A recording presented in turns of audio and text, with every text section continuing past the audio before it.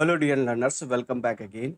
आज बात करेंगे एडवर्ब के बारे में। एडवर्ब का complete revision through short note, है ना, जिसमें हम कम से कम टाइम में पूरे एडवर्ब टॉपिक का थॉरोली रिवीजन करने वाले हैं। आइए फिर स्टार्ट करते हैं। इसमें हम बात करेंगे इन्वर्जन के रिवीजन का। पहला आपका टॉपिक यही रहने वाला है, इन्वर्जन ऑफ सेंटेंसेस, है ना। इन्वर्जन का रिवीजन, फिर हम एडवर्ब का रिवीजन करेंगे। And one more thing, that is additional sentences के बारे में भी हम पढ़ेंगे। एक और टॉपिक आपको मिलेगा, दैट इज एडिशनल सेंटेंसेस। ये तीन चीज़ें हम करने वाले हैं और साथ ही साथ फिर हम लास्ट में प्रैक्टिस क्वेश्चंस करने वाले हैं, है ना। चलिए फिर स्टार्ट करते हैं without delay. Parts of speech के लिए स्पेशली आपकी बहुत ज़्यादा डिमांड थी कि इन टॉपिक्स को अच्छे से मैं रिवाइज करा दूँ। तो हमने फिर से इसको स्टार्ट कर दिया, फिर से हमने कंटिन्यू कर दिया। पहले हम बात करेंगे इन्वर्जन के बारे में सर, है ना। What is inversion? इन्वर्जन होता क्या है? अगर putting the helping verb before subject is called inversion. जब भी हम हेल्पिंग वर्ब को सब्जेक्ट से पहले रख दें, किसी चीज़ को हम इन्वर्जन कहते हैं, है ना। अब ये दो तरीके से करते हैं। एक इंट्रोगेटिव सेंटेंस आपने पढ़ा होगा, लास्ट में इंट्रोगेटिव मार्क यूज करते हैं। इन्वर्जन दो तरीके का होता है। एक जिसमें हम हेल्पिंग वर्ब को सब्जेक्ट के पहले यूज करते हैं बट हम फुल स्टॉप यूज करते हैं, और एक हम हेल्पिंग वर्ब को सब्जेक्ट से पहले यूज करते हैं बट लास्ट में इंट्रोगेटिव मार्क का यूज करते हैं। क्लियर? और इसमें जो इम्पोर्टेंट है वो ये, इससे मोस्टली क्वेश्चन आपको देखने को मिलते हैं। तो ऐसा कब कब करेंगे कि हेल्पिंग वर्ब को हम सब्जेक्ट के पहले प्लेस कर रहे हैं, और ये कितने सिनेरियो हैं, तो उन सभी को एक लाइन में हम डिस्कस करने वाले हैं। तो देखो हम क्या करेंगे, नॉर्मल हमारा सेंटेंस का स्ट्रक्चर कुछ ऐसे होता है कि सब्जेक्ट के बाद helping verb, then main verb, then object, last में फुल स्टॉप। बट जब हम इन्वर्जन यूज करेंगे तो हेल्पिंग वर्ब को सब्जेक्ट से पहले प्लेस करें, then main verb, then object, बाकी अनदर थिंग। यहाँ पर फुल स्टॉप हो सकता है यूजुअली, अगर इंट्रोगेटिव है तो फिर हम इंट्रोगेटिव मार्क का यूज करेंगे। एक और क्वेश्चन है, इनिशियल स्टेज में मैं आपसे पूछ ले रहा हूँ, डिस्कस कर ले रहा हूँ कि ये बताइएगा, क्या एक्सक्लेमेटरी सेंटेंसेस अपने साथ इन्वर्टेड फॉर्म यूज करते हैं? आई मीन इन्वर्जन का यूज करते हैं क्या? ये आपके लिए क्वेश्चन है। अब पहला पॉइंट आता है कि सर नो सूनर के साथ हम देन का यूज करते हैं, हार्डली के साथ व्हेन का यूज करते हैं, बट इन दोनों के साथ हम इन्वर्जन का यूज करते हैं। क्या करते हैं? इन्वर्जन मीन्स हेल्पिंग वर्ब और सब्जेक्ट, हेल्पिंग वर्ब पहले देन सब्जेक्ट। और ये तब कर पाएंगे जब no sooner comes at the starting of the sentence. No sooner का यूज कहाँ पर हो? सेंटेंस के स्टार्टिंग में किया गया हो। Hardly same vice versa, hardly के साथ कि इसका भी यूज अगर हम सेंटेंस के स्टार्टिंग में कर रहे होंगे, then helping verb should be placed before subject, है ना। तो दो पॉइंट तो आपके मिल गए कि ये इन्वर्जन कहाँ कहाँ पर यूज करते हैं। तो पहला पॉइंट मिल गया आपको नो सूनर के साथ, दूसरा हार्डली स्कार्सली के साथ। रिमेंबर कि ये हमेशा स्टार्टिंग में होने चाहिए। अगर ये सब्जेक्ट के बाद आ रहे हैं या वर्ब के बाद आ रहे हैं, देन हम ऐसा नहीं कर पाएंगे। जैसे मान लीजिए एक स्टेटमेंट ऐसे है, नो सूनर ही हैड, बाकी स्टेटमेंट है, तो अब आप क्या करोगे, बाकी रिमेनिंग स्टेटमेंट है तो आप ऐसे लिखोगे हैड ही। लेकिन अगर मैं स्टेटमेंट ऐसे लिखूं, he had no sooner, he had no sooner, अब ये स्टेटमेंट करेक्ट है, इसमें इंटरफियर नहीं करोगे, इसमें आप हेल्पिंग वर्ब को सब्जेक्ट के पहले प्लेस नहीं करेंगे। होप सो इतनी बात समझ में आ गई होगी। तो पहले स्टार्टिंग के दो पॉइंट आपके क्लियर हुए कि इन्वर्जन कब कब हम यूज करेंगे। तो दो जगह आपने पढ़ा, पहला आपने कहा कि सर नो सूनर के साथ, दूसरा सेकेंडली जो आपने कहा वो है आपका हार्डली स्कार्सली के साथ। नो सूनर एक एडवर्ब है और कंपैरेटिव डिग्री का एडवर्ब है, निगेटिव एडवर्ब है, नो लगा हुआ है ना। और इन्वर्जन तब हम यूज करते हैं, ये सबसे ब्रॉडली टर्म है कि जब कभी भी negative adverb comes at the starting of the sentence, जब भी निगेटिव एडवर्ब सेंटेंस के स्टार्टिंग में होंगे तो हम इन्वर्जन का यूज करेंगे। अब negative adverb you know very well, जिसमें आप नेवर के बारे में बात करते हो, नेवर है, जिसमें आप सेल्डम के बारे में बात करते हो, never, seldom, hardly, scarcely, rarely and barely, these are are negative adverb, है ना। And one more thing, no sooner, ये हमारे नेगेटिव एडवर्ब है, ये कभी भी सेंटेंस के स्टार्टिंग में दिए गए होंगे तो हम इन्वर्जन का यूज कर रहे होंगे। Are you getting my point? तो यहाँ पर 3 पॉइंट बन गए। पहला नो सूनर के साथ, दूसरा हार्डली स्कार्सली के साथ, एंड वन मोर थिंग कि जब भी कोई नेगेटिव एडवर्ब सेंटेंस के स्टार्टिंग में आएगा, तब हम यूज करेंगे वो negative adverbs just like that, never, seldom, hardly, scarcely, rarely, बेयरली। Point number 4 कि हम क्या करते हैं, कुछ एडवर्बियल फ्रेजेज इस तरीके के देखने को मिलते हैं, सो carefully, so quickly, so fast, so rapidly. इनके साथ भी ये इनको हम एडवर्बियल फ्रेज बोलते हैं। कि इनके साथ भी सेम वही कहानी कि हम क्या करेंगे, हेल्पिंग वर्ब पहले, सब्जेक्ट बाद में। जैसे फॉर एग्जांपल मैंने कहा सो क्विकली ही रैन और बाकी स्टेटमेंट गिवन है। अब आप इसको, ये स्टेटमेंट रॉन्ग हो गया, इसकी जगह आप यूज करिए did he run, this will be your correct answer. ये याद रखिएगा, एडवर्बियल फ्रेजेज इस तरीके के देखने को मिलेंगे, वहां पर भी हम इन्वर्जन का यूज कर रहे होंगे। Not, not a word, point number 5, not a word, है ना, ये भी निगेटिव वर्ड है। हालांकि कई बार निगेटिव फ्रेजेज भी देगा, रिमेंबर, कई बार वो निगेटिव वर्ड देगा, कई बार निगेटिव फ्रेजेज भी देगा। चाहे निगेटिव वर्ड हो या निगेटिव फ्रेज हो, हम इन्वर्जन का यूज करेंगे। स्टार्टिंग में अगर दे रहा है, जैसे आप पता है, नेवर के साथ तो आप लगाओगे, लेकिन याद रखना है एक और, जैसे इस तरीके का टर्म आपसे दे देगा, वहां पर आप कंफ्यूज हो जाओगे। अब उसने पता है इस तरीके से टर्म यूज किया, उसने कहा सर स्टेटमेंट ऐसे दिया गया है, never in the history of India, never in the history of India, in the history of India we saw this type of battle, है ना। अब आपको वर्ड नहीं दे रहा है, phrase, phrase means group of words. जैसे ये पूरा फ्रेज है आपका, कौन सा, ये never in the history of India, ये पूरा फ्रेज है। और फ्रेज है तो यहाँ इन्वर्जन लगाओगे, इन्वर्जन लगाओगे, इट मीन्स ये बनेगा did we see, never in the history of India did we see, this will be your correct answer. तो समटाइम्स वो वर्ड देगा एंड समटाइम्स वो क्या करेगा, फ्रेज देगा। तो प्लीज रिमेंबर, जो अगर फ्रेज दे रहा है तो भी आपको क्लियर होना चाहिए, एंड वर्ड दे रहा है तब भी क्लियर होना चाहिए, है ना। तो जैसे यहाँ पर ये not is a word, but not a word is a phrase. जैसे ये दो फ्रेज तो बहुत अच्छे से आप मेमोराइज कर लीजिए, सेल्डम आर नेवर या लिटिल आर नथिंग, है ना, ये भी फ्रेजेज हैं और इनसे भी क्वेश्चन बनते हैं। यहाँ पर सेम वही बात आपको रिमेंबर रखनी है, क्या कि हेल्पिंग वर्ब को पहले प्लेस करना है सब्जेक्ट से। जैसे मान लिया, सपोज एक एग्जांपल ले लेते हैं, seldom or never he supported me, seldom or never he supported me. तो करेक्ट आंसर क्या यूज करेंगे, seldom or never did he support me. तो होप सो इन्वर्जन के ये 6 पॉइंट आपको बहुत अच्छे से समझ आ गए होंगे, कहाँ-कहाँ पर हमें इन्वर्जन का यूज करना है। आगे चलते हैं, देखिए जैसे आप एग्जांपल लेते हैं, not a word she spoke to me. अब ये स्टेटमेंट इनकरेक्ट है मेरे भाई। क्यों इनकरेक्ट है? क्योंकि यहाँ पर नॉट अ वर्ड लगा है और इसके साथ इन्वर्जन लगाना है, तो सी स्पोक रॉन्ग हो जाएगा। यहाँ पर बनेगा did she speak, did she speak to me. तो केयरफुली एडवर्बियल फ्रेज है, इन्वर्जन चाहिए, तो यहाँ पर आ जाएगा डिड ही वॉच। ये वाली बात याद रखनी है कि डू डज डिड के साथ वर्ब की फर्स्ट फॉर्म यूज करते हैं। अच्छा, कई बार एडवर्ब ऑफ प्लेसेस स्टार्टिंग में आ जाता है, तो भी हम इन्वर्जन का यूज करते हैं। जैसे ये देखिएगा, हियर कम्स अ मैन। अब इसका एक्चुअल सब्जेक्ट अ मैन है, वर्ब वर्ब उससे पहले आई है, तो अ मैन के अकॉर्डिंग क्या यूज करेंगे, कम्स, है ना। तो जैसे ये वाला टर्म, हियर है, देयर है, along with the northern part of India. अब ये बेसिकली एडवर्ब ऑफ प्लेसेस हैं। इनके साथ भी पॉइंट नंबर 7, इनके साथ भी हम क्या करेंगे, एडवर्बियल, इनके साथ भी इन्वर्जन का यूज करेंगे। और कुछ टर्म इस तरीके के देखने को मिलेंगे, क्या, under no circumstances, never in the history, वैसे अभी मैंने ये वाली बात आपको समझाई थी, at no time, in no way. और समटाइम लिटिल भी यूज कर लेता है, लिटिल नेगेटिव है, you know very well, determiner में आप पढ़ते हो वैसे। और लिटिल नेगेटिव होता है, आ लिटिल पॉजिटिव होता है।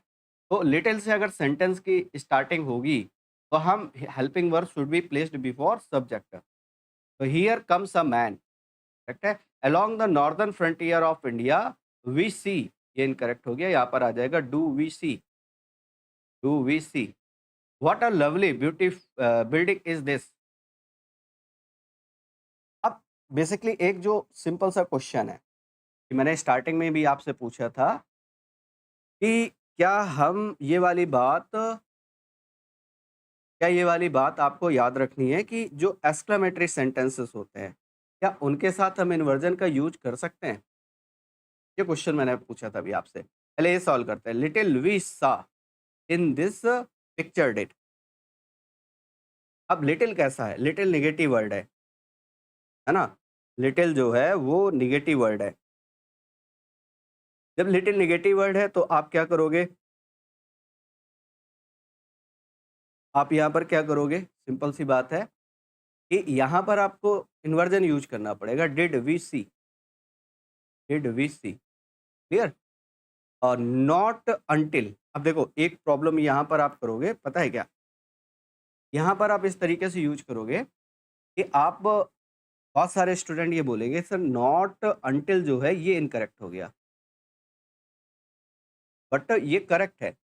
आंसर देखिएगा, not until much later she realised, यहाँ पर हो जाएगा डिड सी रियलाइज।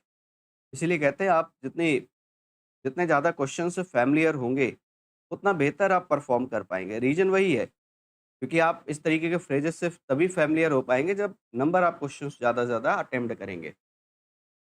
तो ये टोटल 9 पॉइंट थे जो आपको रिमेंबर रख इनको रिकॉल करके रखना है। Specially when ever inversion is given, inversion का कोई भी क्वेश्चन मिलेगा तो ये 9 पॉइंट्स आपके बहुत हेल्प करने वाले हैं। अब स्टार्ट करते हैं सर, सेकंड पोर्शन में आते हैं, दैट इज एडवर्ब। एडवर्ब का एक बहुत प्यारा सा कॉन्सेप्ट है जिससे भर भर के क्वेश्चन बनते हैं। वो ये है कि देखो पहले तो एडवर्ब होता क्या है? तो एडवर्ब की बेसिकली 3 डेफिनेशन होती है। Adverb is a word which modifies any verb, तो किसी वर्ब को मॉडिफाई करे। Adverb is a word which modify any adjective. Adverb is a word which modify any adverb. ये 3 चीज़ों को मॉडिफाई करता है। जैसे आपने कहा ही रन्स स्लोली, क्या आपने कहा? आपने कहा he runs very slowly, he runs very slowly. And one more, he is very talented teacher, talented teacher. अब तीनों में आप क्या कर रहे हो? एडवर्ब का यूज कर रहे हो। पहले वाले में स्लोली, सेकंड वाले में वेरी स्लोली, दो हैं, थर्ड वाले पे वेरी है। अब यहाँ पर आप सिंपल सी बात डिस्कस करिए। आपने कहा स्लोली वर्ब को मॉडिफाई कर रहा है। रन्स हाउ, किसी वर्ब पे अगर आप हाउ यूज करेंगे तो उसका जो रिप्लाई होगा दैट इज एडवर्ब। आपने कहा रन्स, आपने कहा ही रन्स वेरी स्लोली, और ये डिग्री बता रहा है बेसिकली स्लोली की, कितनी तेज कितना धीमे, वो आप वो सॉरी कितना स्लोली। आपने कहा वेरी स्लोली, इनको बोलता है एडवर्ब ऑफ डिग्री। और आपने कहा he is very talented, talented क्या हो गया? एडजेक्टिव, तो ये बन गया एडवर्ब। यहाँ पर देखेंगे एक एडवर्ब दूसरे एडवर्ब को मॉडिफाई कर रहा है। यहाँ पर एक एडजेक्टिव, एक एडवर्ब एक किसी एडजेक्टिव को मॉडिफाई कर रहा है। तो नाउ वी कैन से कि एडवर्ब की टोटल कितनी डेफिनेशंस होती हैं? तो आप कहेंगे एडवर्ब की टोटल 3 डेफिनेशन होती है। आई मीन ये 3 चीज़ों को मॉडिफाई करता है ना? वर्ब, एडजेक्टिव एंड एडवर्ब, 3 चीज़ों को ये मॉडिफाई करने वाला है। अब एक-एक करके डिस्कस करते हैं। इसका जो सबसे पहला कॉन्सेप्ट है जहाँ से भर-भर के क्वेश्चन आते हैं दैट इज़ कि ये एक वर्ब लेगा और वर्ब पे हाउ क्वेश्चन वर्ड आप लगाइए। इससे जो रिप्लाई मिलेगा वो मिलेगा adverb of manner, adverb of manner, है ना? ये वाली बात कि कोई एक्शन कैसे हो रहा है, कोई एक्शन कैसे हो रहा है। जैसे कहा जाए आई, जस्ट अ सेक, एक क्वेश्चन छूट गया पीछे, ये वाला, हाँ, what a lovely beautiful building this is. ये इन्वर्जन फॉलो नहीं करते हैं जो एक्सक्लेमेटरी सेंटेंस होते हैं, वो इन्वर्जन फॉलो नहीं करते हैं। सिंपल रिमेंबर दिस थिंग कि आपको क्या करना है, ये याद रखना है कि सर इसको रिकॉल करके रखना है कि जो एक्सक्लेमेटरी सेंटेंस होते हैं उनके साथ हम इन्वर्जन का यूज नहीं करते हैं। तो टोटल ये पॉइंट बन गए आपके 10। ये 10 पॉइंट अगर आपको रिकॉल है तो आपका कॉन्फिडेंस इन्वर्जन को लेकर के बहुत ज़्यादा होगा। स्पेशली वर्ब पे हाउ जैसे यूज करोगे तो बनेगा एडवर्ब ऑफ मैनर। जैसे कहा जाए I did it, I did it, nice या नाइसली, तो आप कहेंगे नाइसली। वर्ब को डिफाइन करने के लिए हमें एडवर्ब चाहिए और याद रखना यहाँ पर वर्ब का मतलब एक्शन वर्ब से है।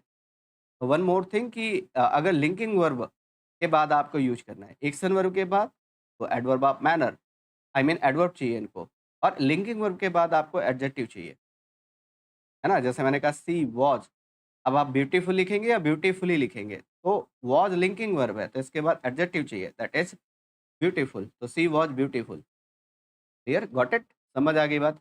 अब जैसे आपने कहा ही इज़ वाइज़ या वाइज़ली, तो वाइज़ लिंकिंग वर्ब है। आपने कहा ही टॉक्स एक्शन वर्ब है और एक्शन वर्ब को क्या चाहिए? एडवर्ब चाहिए।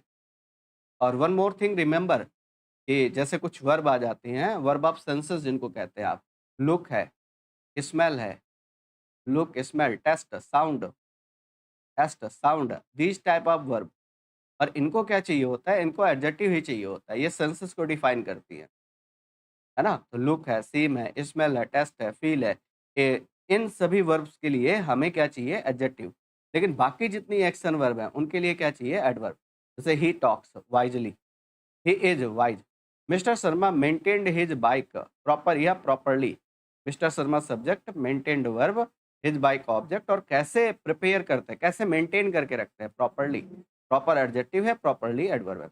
Our team has played nice या नाइसली अगेंस्ट देम। ये वाला जो कॉन्सेप्ट है सर, इसको वीवीवीआईपी कर लेना, वीवीआईपी गेस्ट है। इट मीन्स बहुत ज़्यादा इम्पोर्टेंट है भाई, है ना? इसके आने की प्रोबेबिलिटी बहुत ज़्यादा रहती है। यूजुअली आप स्पॉटिंग एरर के क्वेश्चन सॉल्व करेंगे तो ये कॉन्सेप्ट बहुत देखने को मिलता है। यही कारण है और दिस इज़ द रीज़न मैंने इतने सारे क्वेश्चंस पिक किए हैं इस कॉन्सेप्ट पर। देखिए आप, बहुत सारे क्वेश्चन हैं, इसी सेम कॉन्सेप्ट पर मैंने ये सारे क्वेश्चन रखे, सो दैट वो पॉइंट क्लियर हो जाए आपको। माय फ्रेंड, अब ये यहाँ पर करेक्ट आंसर हो जाएगा, our team has played nicely. Played जो है ये एक्शन वर्ब है, एक्शन वर्ब को एडवर्ब चाहिए। My friend is regular irregular, है ना? इसको वैसे बाद में डिस्कस करेंगे क्योंकि यहाँ पर ये आ जाएगा रेगुलरली इर्रेगुलर। ये एडजेक्टिव हो गया, एडजेक्टिव को मॉडिफाई करने वाला वर्ड एडवर्ब होना चाहिए। अभी हमने पढ़ा था कि कोई भी वर्ड जो है जो किसी एडजेक्टिव को मॉडिफाई करेगा दैट विल बी एडवर्ब। अब आप ऐसे नहीं लिखेंगे कि जैसे मान लिया सपोज दैट आपने कहा एक्सट्रीम हैप्पी, ये इनकरेक्ट हो जाएगा। आप कैसे यूज करोगे? एक्सट्रीमली हैप्पी, है ना? जैसे आपने कहा रियल गुड, गुड क्या हो गया? एडजेक्टिव, आप कहोगे रियली गुड, है ना? तो इस तरीके के टर्म आपको देखने को मिलेंगे। तो ये फिलहाल यहाँ पर एक पॉइंट आपको ध्यान रखना है कि अगर एडजेक्टिव को मॉडिफाई करा रहे हो तो एडवर्ब चाहिए, है ना? Now move to next one, अगले वाले क्वेश्चन पे आते हैं सर। कह रहा है he has been working with me for the last 10 years but I can't claim that I have been understood him. कैसे? थारोली। ये क्वेश्चंस खुद से पॉज करके, वीडियो को पॉज करके खुद से ट्राई करिए। अगर आप क्वेश्चंस बना पा रहे हैं तो it means you are doing well. अगर आप फंबल कर रहे हैं, फंस रहे हैं, तो इसका मतलब फिर प्रॉब्लम है। हाउएवर, हाउएवर क्लेवर नहीं होगा, क्लेवरली होगा, cleverly. However cleverly you may act,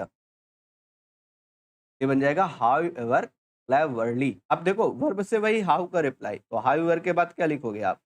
और वैसे भी ये वाली बात याद रखना, अगर सेंटेंस के स्टार्टिंग में हाउएवर लगा है तो उसके बाद एडजेक्टिव नहीं चाहिए, वहां पर एडवर्ब चाहिए सिंपली। तो however cleverly will be your correct answer. Tarika watch linking verb है। लिंकिंग वर्ब जानते हो आप? यूजुअली तो जो बी फॉर्म होती है वो लिंकिंग वर्ब का काम कर जाती है। Be form means is am are was verb. और जब ये मेन वर्ब हो, और ये मेन वर्ब कब होंगी? जब इनके बाद कोई दूसरी मेन वर्ब गिवन नहीं होगी, तब ये स्वयं मेन वर्ब बन जाएंगी। और जब ये मेन वर्ब बन जाएंगी तो इन्हीं को कहते हैं हम लिंकिंग वर्ब। तो सारिका वॉच पॉपुलरली नहीं होगा, popular. Sarika watch popular. Your machine would not have given much trouble if you had maintained it properly. You subject, had maintained verb, it object, और कैसे मेंटेन करोगे? Properly. Many animals can't see clearly at night, this sounded logical. अब ये वो वाली verb आ गई, कौन सी? Census वाली। आपने पढ़ा था कि वर्ब जो सेंसस को डिफाइन करती है, साउंड है, स्मेल है, टेस्ट है ना? और इनके बाद हमें एडजेक्टिव चाहिए होता है, इनके बाद हमें एडवर्ब का यूज नहीं करना है। Got it? चलिए आगे चलते हैं। अब यहाँ पर 2 टर्म आपके सामने हैं कि सर ये wise, loud, brave, honest, intelligent और फिर आपने एलवाई यहाँ पर भी ऐड किया है। Friend, miser, niggard, man, coward. But problem is that देखो सिंपल सी बात कि आपने कहा नाउन में एलवाई ऐड करोगे, वर्ड जो बनेगा वो एडजेक्टिव बनेगा। एडजेक्टिव में एलवाई ऐड करोगे, तो जो वर्ड फ्रेम होगा दैट विल बी एडवर्ब, है ना? नाउन में एलवाई ऐड करने से एडजेक्टिव बट एडजेक्टिव में एलवाई ऐड करने से जो वर्ड बनेगा that will B adverb. Clear? जैसे वाइज एडजेक्टिव आप डिफाइन कैसे करोगे? ये वर्ड एडजेक्टिव है या ये वर्ड नाउन है? तो आपको ये याद रखना है कि जो एडजेक्टिव होती है इसमें डिग्री बना सकते हो, इनकी डिग्री डिग्री फ्रेम कर सकते हो। जैसे आपने कहा wise, wiser, wisest, loud, louder, loudest, brave, braver, bravest, honest, most honest, intelligent, more intelligent and most intelligent.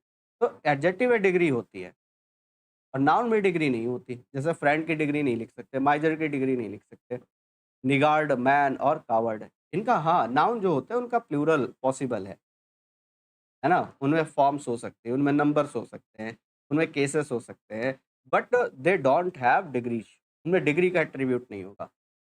तो आपको यहाँ से याद रखना है हाँ, तो ये जो वर्ड बने एडजेक्टिव में एल-वाई ऐड करने से ये जो वर्ड बने दीज़ आर एडवर्ब्स। बट ये जो वर्ड आपने friendly, miserly, niggardly, manly, cowardly ये जो वर्ड बने these are your adjective. LY से दोनों बनते हैं, एल-वाई से आपका एडजेक्टिव भी होता है एंड एल-वाई से आपका एडवर्ब भी होता है, डिपेंड कि वो एल-वाई ऐड किसमें है ना? ये वाली बात आपकी आप देखो मेनली क्या होता है कि इन 3 वर्ड से क्वेश्चन बहुत बनते हैं, कावर्ड, माइजर और निगार्ड इनसे क्वेश्चन बहुत बनते हैं।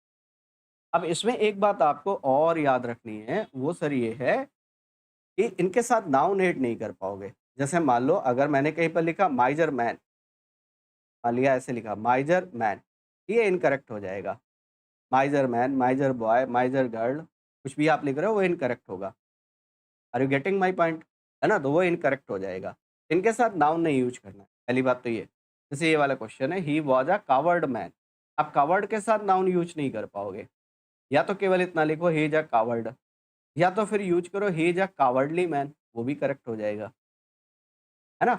अब एक और पॉइंट बनता है कि एक और क्वेश्चन आपके मन में आना चाहिए कि सर मान लिया ये जो आप जानते हो कि एडजेक्टिव से फिर हम क्या बनाते हैं? एडवर्ब बनाते हैं।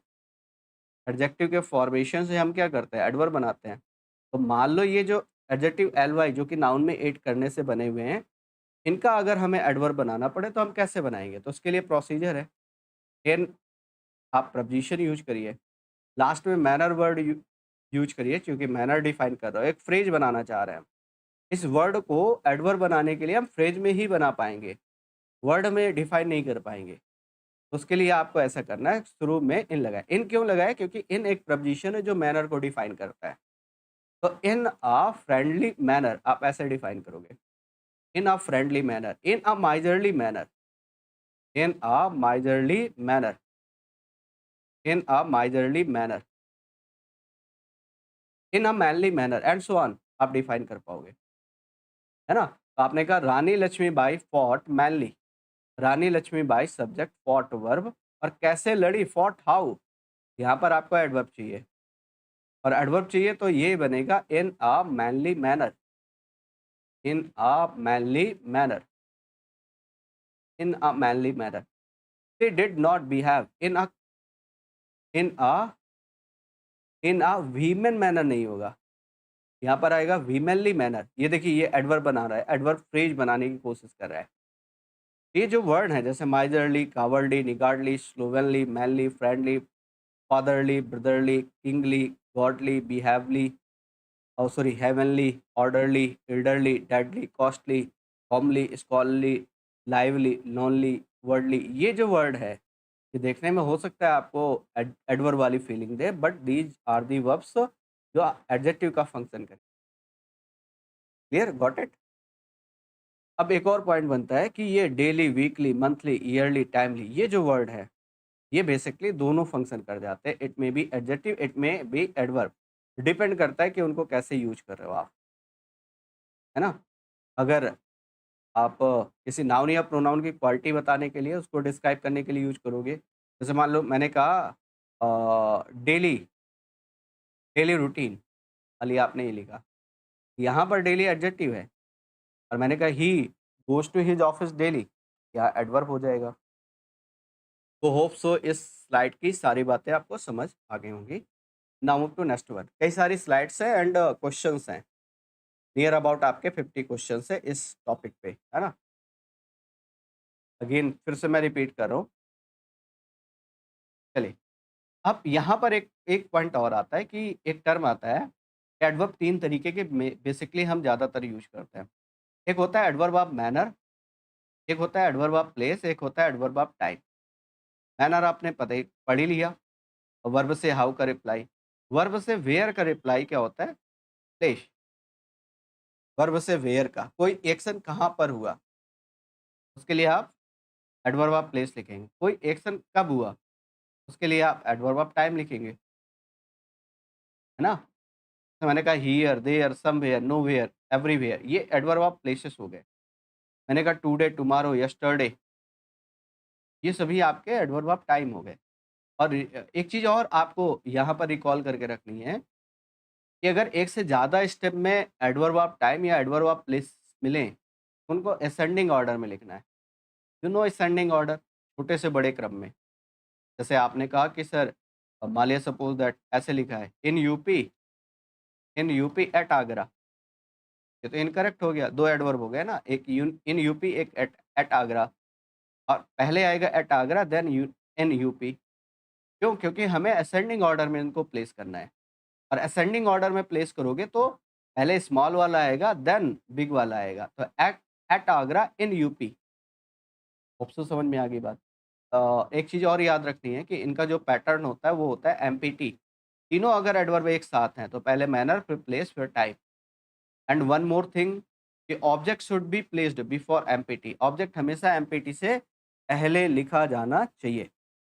ऑब्जेक्ट जब भी लिखोगे तो वो एमपीटी से पहले आएगा। फर्स्ट क्वेश्चन में चलते हैं। The child ड्रीव, subject verb, a picture object, beautifully adverb of manner, ये मैनर हो गया। एंड लास्ट नाइट टाइम हो गया। ये सेंटेंस तो करेक्ट हो गया, ऑब्जेक्ट पहले है, मैनर अच्छा प्लेस है नहीं यहाँ पर, प्लेस है नहीं तो कोई प्रॉब्लम नहीं। अब प्लेस नहीं है तो पी को हटा दो, एम्प्टी आ जाएगा। ये एम्प्टी लिखा हुआ है और ऑब्जेक्ट पहले आएगा। आई मीन तीनों हो या 2 हो या 1 हो, ऑब्जेक्ट हमेशा पहले आएगा। The taxi driver who had come to receive us at the airport was speaking fluently French. Was speaking what? और ऑब्जेक्ट कैसे निकालते हो? वर्ब में 2 वर्ड यूज़ करके आप निकालते हो, व्हाट या हूम। इनसे आपको ऑब्जेक्ट मिलते हैं और object should be placed before empty. ये आप ऐसे यूज़ करोगे, वाज स्पीकिंग फ्रेंच फ्लुएंटली। और फ्रेंच को पहले क्यों यूज़ कर रहे हो? क्योंकि फ्रेंच ऑब्जेक्ट है, फ्लुएंटली जो है वो एडवर्ब है। एडवर्ब बाद में आएगा, ऑब्जेक्ट पहले आएगा। एक बात और याद रखना है यहाँ से, देखो जब भी आप ट्रांजिटिव वर्ब यूज़ करते हो, वीटी इसको हम शॉर्ट में लिख रहे हैं। ट्रांजिटिव वर्ब जिसके साथ ऑब्जेक्ट होता है, इसके बाद ऑब्जेक्ट आएगा। तो मैनर यहाँ पर आएगा। हालाँकि इस वाले केस में आप ऐसे भी लिख सकते हो, मैनर को पहले भी लिख सकते हो। लेकिन यहाँ पर जो रिकॉल रखने वाली बात है वो ये है कि आपने कभी इसको ऐसे नहीं लिखना है, कि मैनर पहले ऑब्जेक्ट बाद में, तो फिर ये रॉन्ग हो जाएगा। जैसे देखिए he subject wrote verb, a letter object, object है तो मैनर बाद में, सही है। He nicely wrote a letter, object है लेकिन इस बार पहले लिख दिया है सब्जेक्ट और वर्ब के बीच में, तो ये भी करेक्ट है। He nicely wrote nicely a letter, अब ये इनकरेक्ट हो गया।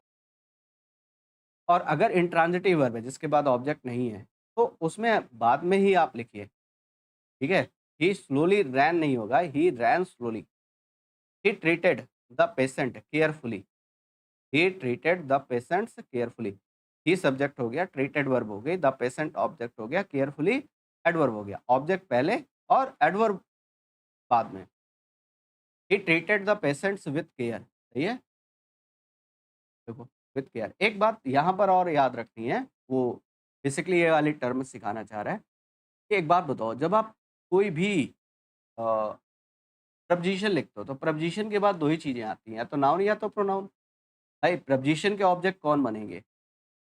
Whether it will be a noun और प्रोनाउन, है ना? इन दोनों में से कोई ना कोई होगा।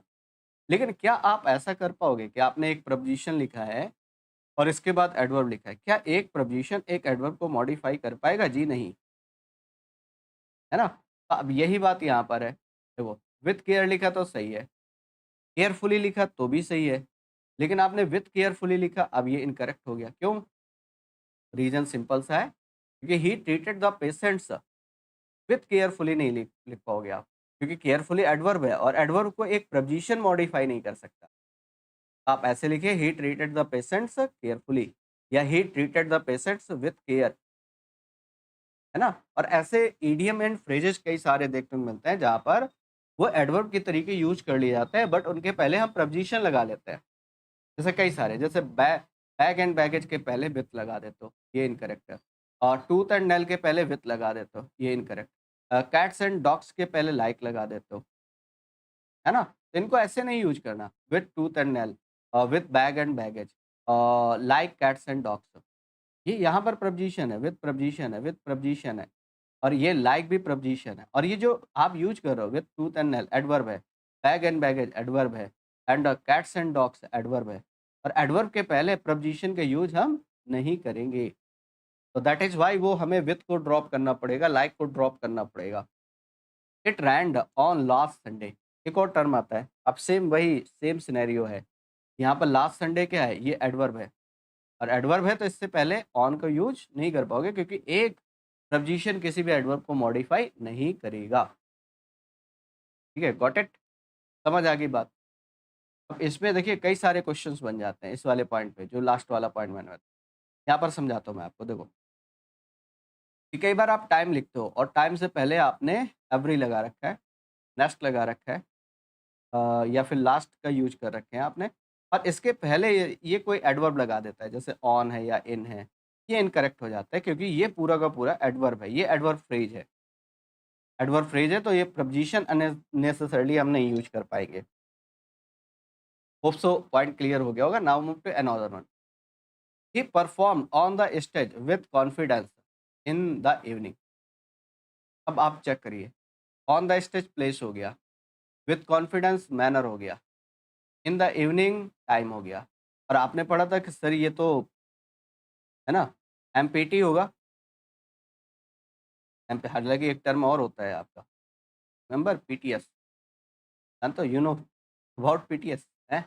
यहाँ पर बनेगा पहला manner, then place, then time. तो our correct statement will be he performed with confidence on the stage in the evening. We got freedom on the 15th August at 12 noon in 1947। ये ईयर है, ये month है, ये date है, ये accurate time आप बता रहे हो। और यहाँ पर सबसे पहले ये आएगा, देन ये आएगा, देन ये आएगा। करेक्ट आंसर वही असेंडिंग ऑर्डर। अगर एडवर्ब ऑफ टाइम या एडवर्ब ऑफ प्लेस एक से ज़्यादा स्टेप में है, तो सर वहाँ पर हम क्या करते हैं, उनको असेंडिंग ऑर्डर में लिखते हैं, असेंडिंग ऑर्डर में प्लेस करते हैं। असेंडिंग ऑर्डर में प्लेस करोगे तो we got freedom at 12 noon on the 15th August in 1947। We are sitting in the park on a beach, on a bench sorry. तो in the park on a bench, अच्छा ये small place, ये big place, तो पहले ये आएगा, second ये आएगा। तो he was sitting on a bench in the park, he did not scarcely steal any money. अच्छा, इसके बाद बात करते हैं एडवर्ब ऑफ फ्रीक्वेंसी की। एडवर्ब ऑफ फ्रीक्वेंसी, जैसे इसमें बहुत सारे टर्म आप यूज करते हो, जैसे ऑफन है, ऑलवेज है, ऑलवेज है, often, always, ever, sometimes, never, seldom, seldom, hardly, hardly, scarcely, scarcely, rarely and barely, rarely and barely. ये आपके टर्म हैं,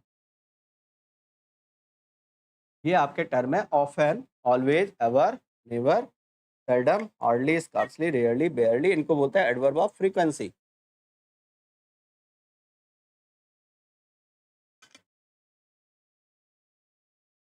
पहला क्वेश्चन आता है, देखिए जो एडवर्ब ऑफ फ्रीक्वेंसी है उनको रखते कहाँ पर है? कई सारे क्वेश्चन यहाँ से बनेंगे। देखिए ये एडवर्ब ऑफ फ्रीक्वेंसी को प्लेस कहाँ पर करते हैं, एक क्वेश्चन तो यही बनता है आपका, क्या एडवर्ब ऑफ फ्रीक्वेंसी को अगर आपको प्लेस करना है तो उसको प्लेस कहाँ पर करें? तो रिकॉल, ये वाली बात रिकॉल रखनी है आपको कि सब्जेक्ट के बाद एंड वर्ब के बीच में, सब्जेक्ट और मेन वर्ब के बीच में। Whenever helping verb is given तो helping verb and main verb के बीच में आएगा। यूजुअली जो ये एडवर्ब, इनको एडवर्ब ऑफ फ्रीक्वेंसी कहते हैं। एडवर्ब ऑफ फ्रीक्वेंसी, कोई भी एक्शन कितनी बार हुआ है, how many times, that is called adverb of frequency. जैसे फर्स्ट क्वेश्चन कह रहा she goes often to Durga temple. Often adverb of frequency है, सब्जेक्ट और मेन वर्ब के बीच में इसको प्लेस करने की नीड रहेगी। और क्यों नीड रहेगी? क्योंकि यहाँ पर ये एडवर्ब ऑफ फ्रीक्वेंसी सब्जेक्ट और मेन वर्ब के बीच में प्लेस किए जाते हैं। You seldom, you seldom are late for the meeting, you are seldom late for the meeting. और you always are complaining, you are always complaining. ये helping verb, ये मेन वर्ब, और यहाँ पर ये टर्म, ये लिंकिंग वर्ब बन गए, तो इसके बाद में इसको प्लेस करोगे। ठीक है, गॉट इट। इनमें से ये पॉजिटिव है, ये पॉजिटिव है, ये पॉजिटिव है। बाद बाकी जितने ये टर्म है ये सभी कैसे हैं? निगेटिव है। नेवर से लेकर के और बेयरली तक सारे टर्म जो है वो निगेटिव है। तो एक तो पॉइंट ये बनता है कि इनके साथ कोई दूसरा निगेटिव एडवर्ब नहीं आएगा, और दूसरा कोई निगेटिव वर्ड नहीं आएगा। तो आप ऐसे भी रिकॉल कर लेते हो कि never, seldom, hardly, scarcely, rarely, बेयरली के साथ कोई भी दूसरा निगेटिव वर्ड नहीं लगना चाहिए। सिंपल सी बात है। क्लियर? पहला पॉइंट ये। सेकंड पॉइंट में चलता है सर। फर्स्ट पॉइंट ये हो गया, सेकंड पॉइंट में चलता है। Never, seldom, hardly, scarcely, rarely, बेयरली, इनके साथ कोई भी दूसरा निगेटिव वर्ड नहीं आना चाहिए। अब डिफरेंस क्या है? ये अलग अलग वर्ड्स क्यों है? जैसे सेल्डम, हार्डली, इसका अच्छा इनका मीनिंग क्या है? पहले वो मीनिंग वाली बात कर लेते हैं कि इन वर्ड्स का अगर हमें मीनिंग डिफाइन करना है तो मीनिंग कैसे डिफाइन करेंगे? यू नो अबाउट नेवर, हालांकि ये जो एवर है ये नॉन अफर्मेटिव वर्ड होता है। आई मीन अफर्मेटिव और नेगेटिव के बीच का टर्म होता है, उसको हम नॉन अफर्मेटिव बोलते हैं, है ना? ये जो नेवर का तो मीनिंग जानते हो आप, जिसकी फ्रीक्वेंसी 0 है। लेकिन ये जितने वर्ड हैं उसके अलावा इन सभी का मीनिंग होता है ऑलमोस्ट नथिंग। ऑलमोस्ट नथिंग मतलब ना के बराबर। ये मीनिंग निकालोगे तो आपको प्रॉब्लम नहीं आएगी। बाकी वो मीनिंग आप निकालते हो कौन, सेल्डम मतलब कभी-कभार, हार्डली मुश्किल से, है ना? वो सारे मीनिंग निकालते हो, लेकिन यहाँ पर ये वाली बात आप रिकॉल कर सकते हो कि इनका जो मीनिंग होता है वो ऑलमोस्ट नथिंग होता है। ऑलमोस्ट नथिंग का मतलब क्या है सर? इसका मतलब 0 नहीं है, लगभग 0 के बराबर है। किसी चीज़ के होने की फ्रीक्वेंसी इतनी कम है कि ऑलमोस्ट लगभग 0 है या 0 के इक्विवेलेंट है ना? अब चलते हैं सर अगले वाले पे। अब इस क्वेश्चन में आ जाओ, स्कार्सली भी लगा है और नॉट भी लगा है, तो डबल नेगेटिव तो नहीं बना पाओगे। अब इसको रेक्टिफाई कैसे करोगे? रेक्टिफाई ऐसे करोगे, या तो डिड नॉट को हटा दो, ये बनेगा ही स्कार्सली स्टूल एनी मनी, या फिर आप स्कार्सली को हटा दो। अब प्रॉब्लम क्या होती है? अगर ये यहाँ से पार्ट ब्रेक कर दे तब प्रॉब्लम में आ जाते हो। फिर आपको लगता है कि अब क्या करें? अब तो बड़ी समस्या है। तो इस केस में जब अलग-अलग पार्ट हो, वैसे तो एक ही पार्ट में देगा तो आपके लिए ईज़ी हो जाएगा, बट अलग-अलग पार्ट दे रहा है, तो फिर पहले वाले के अकॉर्डिंग बाद वाले को चेंज कर दीजिए। यहाँ पर 2 टर्म आपको 2 नहीं, इवन 4 टर्म आपको याद रखने हैं। एक सेल्डम और नेवर, ये फ्रेजेज़ याद रखने हैं, एज़ यूजुअल फ्रेज याद रखने हैं। इनमें कुछ भी इंटरफेयर करोगे तो ये रॉन्ग हो जाएँगे। जैसे मैं इसको, अगर मैं ऐसे लिखूँ इसको, सेल्डम और एवर, सेल्डम और एवर, या फिर मैं इसको ऐसे डिफाइन करूँ, सेल्डम इफ नेवर, ये इनकरेक्ट हो गए। कुछ भी आप इसमें इंटरफेयर करोगे तो रॉन्ग हो जाएँगे। जैसे और को हटा के इफ लगा दें, या नेवर को हटा के एवर लगा दें, इफ को हटा कर के और लगा दें, या एवर को हटा कर नेवर लगा दें, ये रॉन्ग। तो ये जो फ्रेज हैं इनको एज़ यूजुअल ऐसे रिकॉल करना है। ये पहला होता है सेल्डम और नेवर, सेकंड होता है सेल्डम इफ एवर, और वाइस वर्सा ये 2 फ्रेज हैं सर, लिटिल और nothing and little if anything. ये 2 टर्म हैं आपके, लिटिल और nothing and little if anything. Clear? तो होप सो यहाँ तक सारे पॉइंट आपको क्लियर हो गए होंगे। जैसे एक एक इसका क्वेश्चन सॉल्व करते हैं। क्वेश्चन ये दिया गया है, देखिए, यू सेल्डम आर एवर, ये रॉन्ग हो जाएगा। यहाँ पर आप क्या यूज कर लें? Seldom or never, support my parent. She has got some confident लिखा है। देखिए, सम जो है ये एक आपका डिटर्मिनर होता है या एडजेक्टिव, बट सम व्हाट जो होता है ये आपका एडवर्ब होता है। ये आपका एडवर्ब है। एडवर्ब की नीड हो तो सम व्हाट लगाइएगा, एडजेक्टिव की नीड हो तो सम लगाइएगा। तो सी हैज गॉट, सम कॉन्फिडेंट नहीं होगा, सम व्हाट कॉन्फिडेंट, क्योंकि कॉन्फिडेंट जो है ये एडजेक्टिव है। ईएनटी में फिनिश होने वाले वर्ड यूजुअली एडजेक्टिव होते हैं। अगर यहाँ पर कॉन्फिडेंस लिखा होता तो फिर आप लिखते some confidence. We play the games outdoor, एक और टर्म बनता है यहाँ पर, और ये आपने अगर पढ़ा है तो ठीक है, नहीं पढ़ा है तो यहाँ पर मैं डिस्कस करता हूँ आपके साथ। एक टर्म बनता है आपका, फर्स्ट वन इज दिस कि इंडोर, इंडोर और इंडोर्स, आउटडोर, आउटडोर्स, ये एडजेक्टिव होते हैं एंड ये एडवर्ब होते हैं। डिफरेंस ये है दोनों में। अब अगर आपको नीड है एडजेक्टिव की तो इनके साथ जाइए, इंडोर आउटडोर, एडवर्ब की तो इंडोर्स आउटडोर्स। जैसे कहा जाए इंडोर या इंडोर्स गेम्स, मैंने यहाँ पर गेम्स लिखा है, मैं कह रहा हूँ यहाँ पर इंडोर फिल करेंगे या इंडोर्स फिल करेंगे। इंडोर्स तो नहीं आएगा, ऑब्वियस सी बात है, गेम्स नाउन हो गया, इसके पहले हम क्या लिखेंगे, इंडोर। अरे we play the games outdoors, we subject हो गया, play verb, the games object, और कहाँ खेलते हैं, बाहर, आउटडोर्स। ये एडवर्ब की नीड है यहाँ पर। चलिए नेक्स्ट वाले पे आता है, और यहाँ पर एक टर्म बनता है, पहले उसके बारे में बात करते हैं कि कोई भी एडजेक्टिव जो है उसको मॉडिफाई करने के लिए हमें एक एडवर्ब चाहिए। मैंने कहा था एडवर्ब की टोटल 3 डेफिनेशन है। एडवर्ब किसी वर्ब को मॉडिफाई करता है, एडवर्ब किसी एडजेक्टिव को मॉडिफाई करता है, एंड इवन एक एडवर्ब दूसरे एडवर्ब को भी मॉडिफाई करता है। ये 3 डेफिनेशन तो आपको रिकॉल करके रखनी ही रखनी है ना? The real most important thing, thing word noun हो गया, इंपॉर्टेंट एडजेक्टिव हो गया, मोस्ट एडवर्ब हो गया, और यहाँ पर एक एडवर्ब को मॉडिफाई करने के लिए एडवर्ब ही चाहिए, really most important thing. Clear? Next, she was extreme happy that day.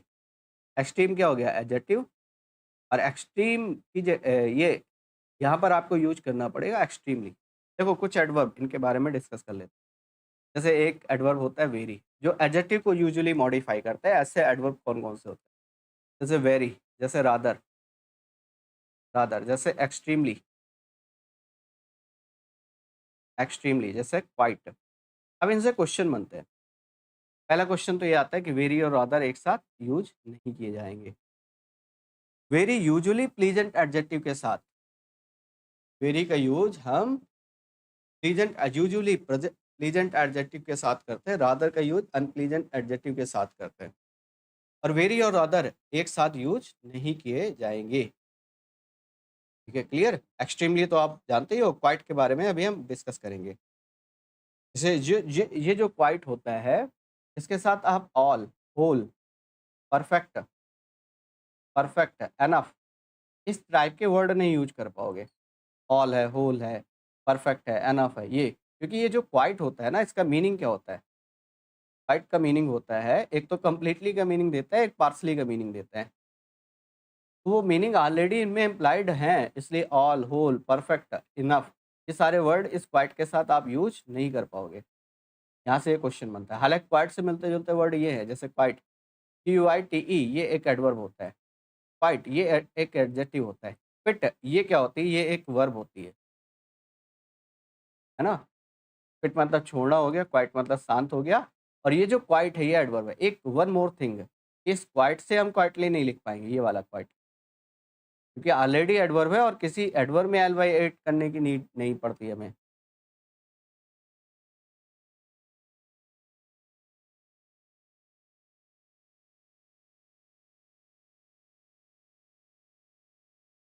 ठीक है, पॉइंट समझ में आ गया?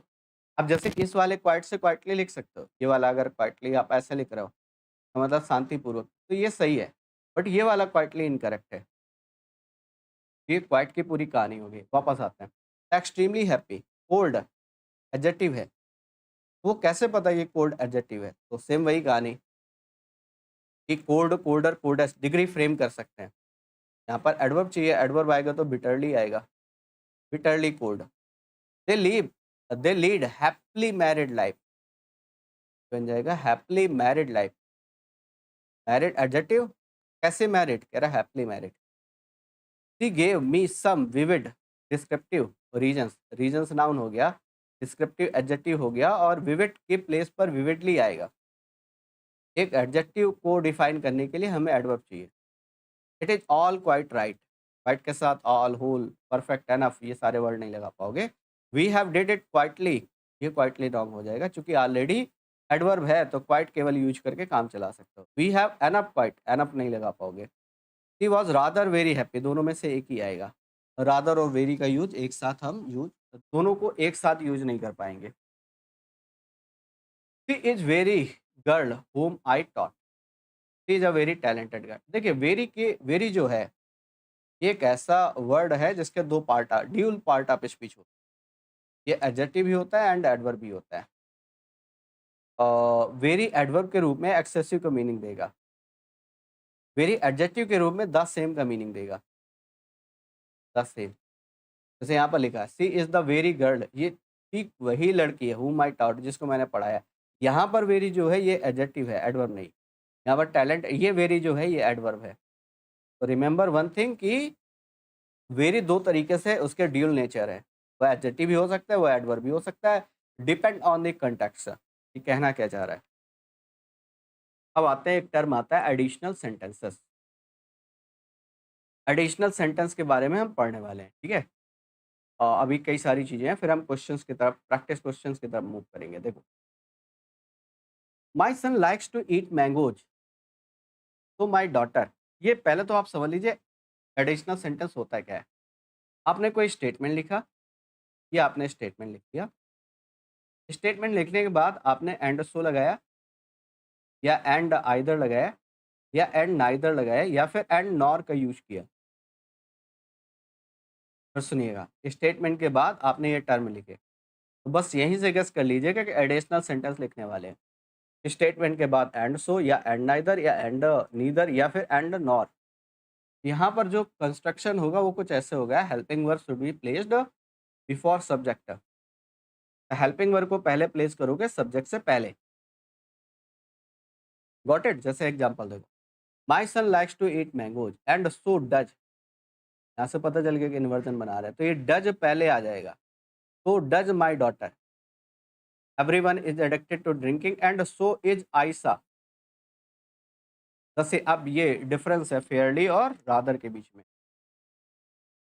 फेयरली जो है ये प्लीजेंट एडजेक्टिव के साथ यूज करते हैं हम।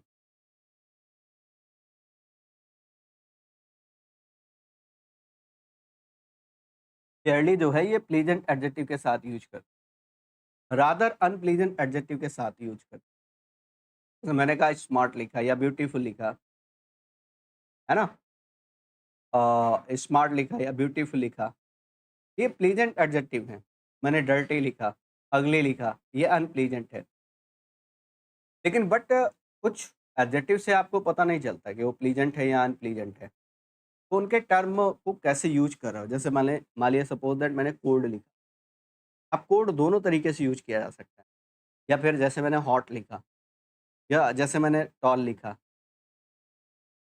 अब एक बात समझना, कोई व्यक्ति टॉल है, इतना टॉल है कि उसकी पर्सनालिटी बहुत अच्छी लगती है, अब ये प्लेजेंट हो गया। या फिर एक और स्टेटमेंट मैं डिफाइन करूँ यहाँ पे, मैंने कहा वो इतना टॉल है कि उसको आर्मी में भर्ती कर लिया गया, है ना। तो ये तो प्लेजेंट टर्म पे आप यूज कर रहे हो। मैंने कहा वो इतना टॉल है कि बहुत ही बदसूरत लगता है देखने में, अब ये अनप्लीजेंट। जैसे हॉट वाला समझाता हूँ मैं आपको, कि मैंने कहा कॉफ़ी इतनी हॉट है कि पीने में मज़ा आ रही है, ये तो सही है, प्लीजेंट हो गया। लेकिन मैंने कहा मौसम इतना हॉट है कि आप बाहर नहीं जा पा रहे हैं, ये अनप्लीजेंट हो गया। सेम वाइस वर्सा कोल्ड, है ना। अब जैसे ये देखो, the scenery is fairly rather beautiful, beautiful के लिए तो फेयरली आएगा। आपने कहा the coffee was fairly rather hot to drink, the coffee was fairly rather hot to drink. अब आपने कहा कि पीने के लिए फेयरली, यहाँ पर fairly, it was fairly rather hot outside so we couldn't go outside. बाहर नहीं जा सके, इतनी ज़्यादा गर्म थी, अब रादर के साथ जाओगे। तो कुछ तो वर्ड देखते ही आप पता कर लोगे कि वो प्लीजेंट या अनप्लीजेंट में से कौन से हैं। लेकिन कई बार सम टाइम्स कुछ ऐसे एडजेक्टिव होते हैं जिनको देख करके आप नहीं बता पाओगे। उसके लिए फिर आपको you have need a sentence जिससे आप डिफाइन कर पाओगे, है ना? चलिए आगे चलते हैं। अब एक टर्म आता है हार्ड वर्सेस हार्डली। ये डिफरेंस काफ़ी आते हैं, हार्ड वर्सेस हार्डली। जैसे लेट वर्सेस लेटली आता है, hard versus hardly, late versus lately, late versus lately. अब हार्ड जो है वो बेसिकली एडजेक्टिव एडवर्ब दोनों का फंक्शन करता है ये। जबकि हार्डली जो है ये केवल एडवर्ब है और वो भी नेगेटिव है। ये मीनिंग पॉजिटिव देता है यूजुअली। ये डिग्री के रूप में यूज़ करते हो, ये फ्रीक्वेंसी के रूप में यूज़ करते हो। और एक और बात, एडवर्ब के रूप में जब दोनों को यूज़ करोगे आप, एडवर्ब के रूप में, तो ये जो हार्डली आता है ये वर्ब से पहले प्लेस किया जाता है। हार्ड जो आता है वो वर्ब के बाद में प्लेस किया जाता है। कई सारे मीनिंग है, बेसिकली सबसे बड़ा मीनिंग वही है, पॉजिटिव और नेगेटिव वाला। वैसे आप अगर लर्न रख पाएँ तो ये लर्न कर पाएँ तो ये बेटर है कि हार्ड जो है एडवर्ब के रूप में वर्ब से बाद में आता है ना यूजुअली। और हार्डली नेगेटिव होता है और वर्ब से पहले आता है। जैसे ही वर्क्स एक और कर लेते हैं लेट और लेटली। लेट के हालाँकि दोनों पार्ट ऑफ स्पीच होते हैं। It may be adjective, it may be adverb. जैसे लेट फीस बोल रहे हो आप, लेट फी, इसका मतलब क्या है? इसका इट मीन्स ये एडजेक्टिव है। लेट मतलब देरी से, लेट का मतलब देरी से, लेटली मतलब होता है रिसेंटली, हाल ही में, हाल ही में, है ना? अब मैंने कहा he works hard hardly so that he may pass the exam. अरे वह कठिन परिश्रम करता है ताकि वह एग्जाम पास कर सके। ही वर्क्स हार्ड, हार्डली नहीं है। He hard hardly deposited any money, he hard hardly deposited any money. अब आपको वर्ब के पहले प्लेस करना है, वर्ब के पहले प्लेस करना है तो हार्डली आएगा, है ना? वी हैव ये दो क्वेश्चन बहुत important, third and fourth, very very most important. कह रहे we have saved our hardly earn money. अब कई लोग वही पुराने पैटर्न पर उसको सॉल्व करेंगे, है ना? कि उनको लगेगा बड़ा मुश्किल से पैसा कमाया। देखो, मनी वर्ड क्या हो गया? नाउन। अर्न क्या हो गया? एडजेक्टिव। कैसे अर्न किया? मेहनत से। यहाँ पर आएगा hard, hard earn money. Meaning वैसे भी पॉजिटिव है, नेगेटिव नहीं है। सेकंड मोर थिंग कि डिग्री के रूप में हार्ड ही यूज करोगे। देखो ये एडवर्ब एडजेक्टिव की डिग्री बताना चाह रहे हो, तो यहाँ पर ये जो हार्ड है ये एडवर्ब ऑफ डिग्री के रूप में यूज होता है। आई मीन एडजेक्टिव के पहले यूज कर सकते हो। हार्डली जो है वो एडजेक्टिव के पहले नहीं यूज कर पाओगे आप, है ना? ये वाली बात याद रखना। यहाँ पर बनेगा we have saved our hard earn money. कह रहा पैसा जो हमने मेहनत से कमाया, है ना? We have secure, we should secure our hardly won won freedom. यहाँ पर वॉन होना चाहिए, WON। अच्छा, फ्रीडम नाउन हो गया, वॉन एडजेक्टिव हो गया। और कैसे? अरे जो हमने मेहनत से अपनी फ्रीडम को जीता है, हार्डली नहीं आएगा। डिग्री के रूप में हार्ड का यूज करेंगे, हार्डली का नहीं। क्लियर? चलिए नेक्स्ट वाले पॉइंट में आते हैं। अब देखो कुछ एडजेक्टिव ऐसे होते हैं जिनके कुछ वर्ड ऐसे होते हैं जिनके ड्यूल फंक्शन होते हैं। उनमें से एक फास्ट है। मैंने रुकिए मैं थोड़ा सा स्पेस बना लूँ, नहीं तो आपको समझ नहीं आएगा।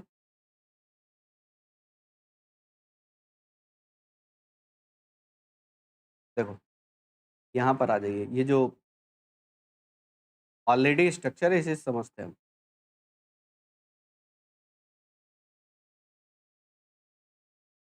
देखो कुछ वर्ड ऐसे होते हैं जिनके ड्यूल फंक्शन होते हैं, जिनमें फास्ट है, जिनमें हार्ड है, जिनमें स्ट्रेट है, जिसमें डायरेक्ट है, एनफ है, मच है ना? वेरी है, वेल है। इनके ड्यूल फंक्शन होते हैं। ड्यूल फंक्शन मीन्स ये एडजेक्टिव भी होते हैं और ये एडवर्ब भी होते हैं। जैसे फास्ट एडजेक्टिव भी है, फास्ट एडवर्ब भी है। नाउन के लिए यूज करोगे तो एडजेक्टिव और वर्ब को डिफाइन करोगे तो एडवर्ब। और वन मोर थिंग कि फास्ट से फास्टली वर्ड नहीं बनता। हालाँकि ये आर्केइक टर्म है। आर्केइक टर्म का मतलब मीन्स पहले यूज़ किया जाता था बट अब ये ऑब्सोलीट हो गया है। तो हम उसकी जगह पर भी क्या यूज़ करते हैं, फास्ट यूज़ करते हैं। जैसे ये सेंटेंस देखिए, the fast workers are working fast.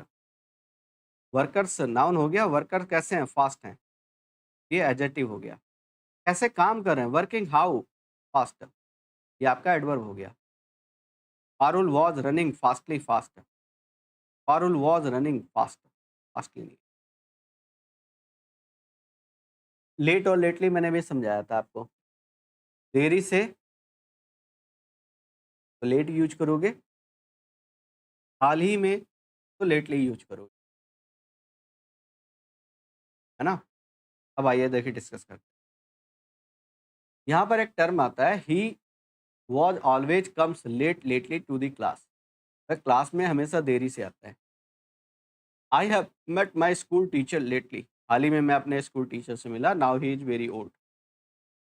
अच्छा, एनफ के भी 2 पार्ट ऑफ स्पीच होते हैं बट एनफ के बारे में आपको ये 2 टर्म याद रखने हैं। Enough plus noun but adjective plus enough.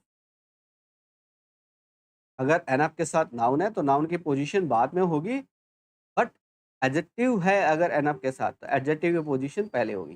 वैसे यूजुअली हमेशा एडवर्ब पहले आता है, एडजेक्टिव बाद में आता है।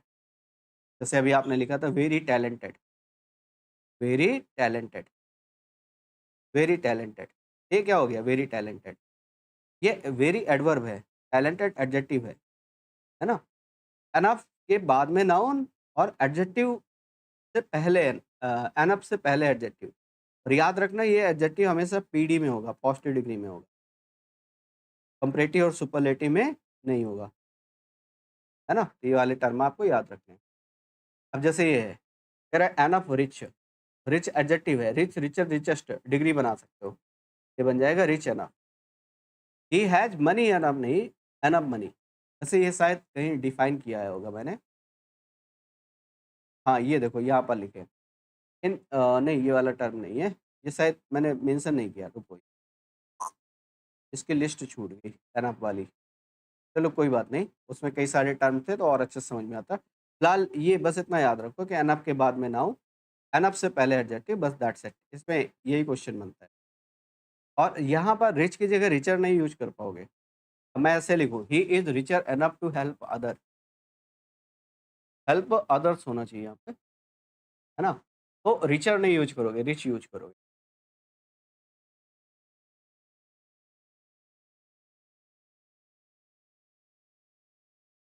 तो आपके एडवर्ब बनते हैं, एक वेरी एंड मच, और दोनों से क्वेश्चन बनते हैं।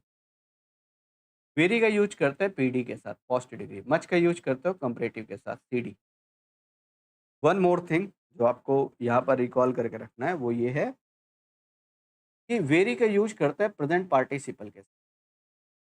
प्रेजेंट पार्टिसिपल, प्रेजेंट पार्टिसिपल क्या होता है? जो आईएनजी फॉर्म से बनता है, ऐसा पार्टिसिपल जो आईएनजी फॉर्म से बने। मच का यूज़ करते हैं पास्ट पार्टिसिपल, पास्ट पार्टिसिपल। तो वेरी के 2 यूसेज हैं, टीडी के साथ और प्रेजेंट पार्टिसिपल। मच के 2 यूसेज हैं, टीडी के साथ और पास्ट पार्टिसिपल के साथ। अब एक काम करते हैं, इनको डिकोड करने की कोशिश करते हैं। इंटरेस्टिंग के साथ very, very interesting. Very boring, present participle. Worried, much worried. Amazed, much amazed. Amazing, very amazing. Horrifying, very horrifying. Much pleased, है ना? Much pleased, much contented. अच्छा, यहाँ पर बन जाएगा मच सेटिस्फाइड, मच डिलाइटेड। अच्छा, यहाँ पर बन जाएगा मच टायर्ड, वेरी बेटर। यहाँ पर बनेगा मच बेटर। तो एक काम करता हूँ, मैं आपको कुछ क्वेश्चन पुट अप, रुको। इनमें से कुछ टर्म ऐसे हैं, एक मिनट रुको। चलो आप फिल करना, मैं कुछ एग्जांपल आपको करा रहा हूँ, बाकी आपके लिए स्किप कर रहा हूँ और आप कितना गेस कर पाओगे। जैसे ये वाला टर्म तो आपने समझ लिया। अब जैसे मैंने कहा टायर्ड है, जैसे मैंने कहा डिलाइटेड है, मैंने कहा सेटिस्फाइड है, सेटिस्फाइड है, प्लीज्ड है। ये कुछ टर्म होते हैं, कंटेंटेड है। ये देखने में आपको क्या लगेंगे, ये आपको देखने में फ़ील देंगे पास्ट पार्टिसिपल का, बट इनके साथ वेरी का यूज़ करते हैं। बाकी आप फ़िल कर लोगे। Very slowly, much worse, much worst, हालाँकि सुपरलेटिव में दोनों लग सकते हैं। देखो एसडी अगर है तो दोनों लगा सकते हो, वेरी भी और मच भी। वेरी और मच दोनों आ सकते हैं। Very best, much much best, the very best, much the best, very honest, much better, very tired, very dilated, very satisfied, very contented, very pleased, very horrifying, very amazing, much amazed, much worried, very boring, very interesting. Hope so पूरे term आपको समझ में आ गए होंगे। अब चलते हैं sir next वाले पे। अच्छा, ये प्रॉब्लम ऑफ बीइंग, पार्टिसिपल की प्रॉब्लम आती है, देखने को मिलती है। और इसमें एक ही चीज़ आपको याद रखनी है, पता है क्या? कि बीइंग से रिलेटेड आप सेंटेंस लिख रहे हो, है ना? यहाँ पर सब्जेक्ट लिख रहे हो। ये सब्जेक्ट कॉमन होना चाहिए दोनों चीज़ों में।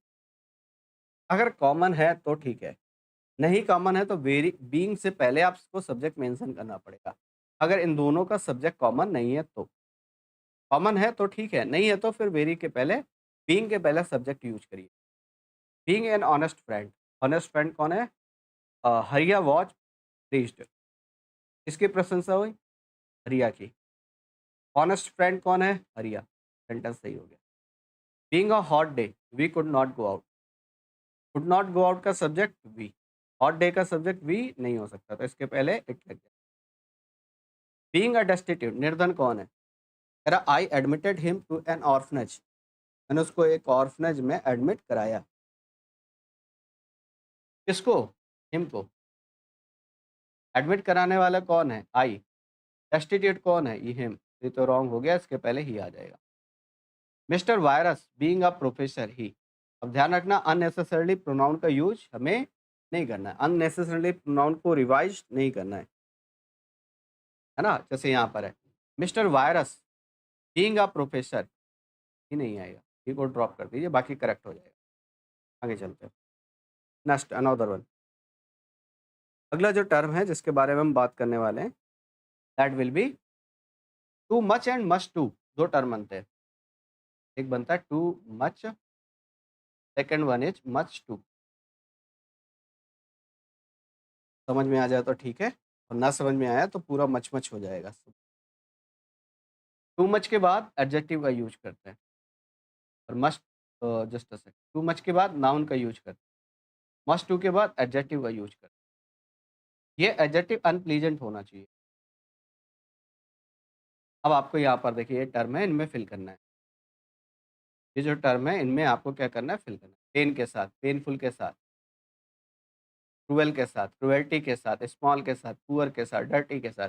अच्छा, नाउन और एडजेक्टिव में डिफरेंस जानना बहुत ज़रूरी है, क्योंकि वो जगह-जगह आपको कन्फ्यूज़ कराएगा, जगह-जगह आपको परेशान करेगा, उन टर्म को लेकर के, है ना? जैसे पेन, पेनफुल तो एडजेक्टिव हो गया, पेनफुल, मोर पेनफुल, मोस्ट पेनफुल, है ना? पेन नाउन हो गया, नाउन हो गया तो यहाँ पर आएगा टू मच, यहाँ पर आएगा मस्ट टू। क्रूएल एडजेक्टिव हो गया, क्रुएल्टी नाउन हो गया, यहाँ पर आ जाएगा टू मच, यहाँ पर आ जाएगा much too. Small, small adjective, small, smaller, smallest, ये बन जाएगा much too. Poor, poor, poorer and poorest, much too. Dirty, dirty, dirtier and dirtiest, much too. Okay, तो टू मच के बाद नाउन एंड मस्ट टू के बाद adjective. ये कुछ आपके वर्ब हैं जिनके साथ हम एज का यूज, एडवर्ब एज का यूज करते हैं। कुछ ये वर्ब हैं जिनके साथ हम क्या करते हैं? एज का यूज नहीं करते। Describe, regard, know, view, treat, define. Describe, regard, know, view, treat, define. ये ऐसी वर्ब हैं जिनके साथ हम एज का यूज करते हैं, और ये ऐसी वर्ब हैं जिनके साथ हम एज का यूज नहीं करते। We appointed him as a monitor. Appoint, make, select, nominate, अब ये इसके साथ क्या करेंगे? एज का यूज नहीं होना चाहिए। We call Mahatma Gandhi as Bapu. Is का यूज नहीं करोगे कॉल के साथ। चलिए, तो यहाँ तक थे सभी आपके कॉन्सेप्ट जितने भी हमें पढ़ने थे एडवर्ब्स के रिगार्डिंग।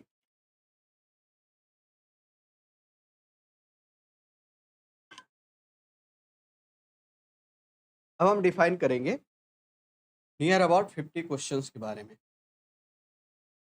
अब यहाँ से हम we are going to solve total number of question 50। तो 50 क्वेश्चंस के बारे में हम डिस्कस करेंगे।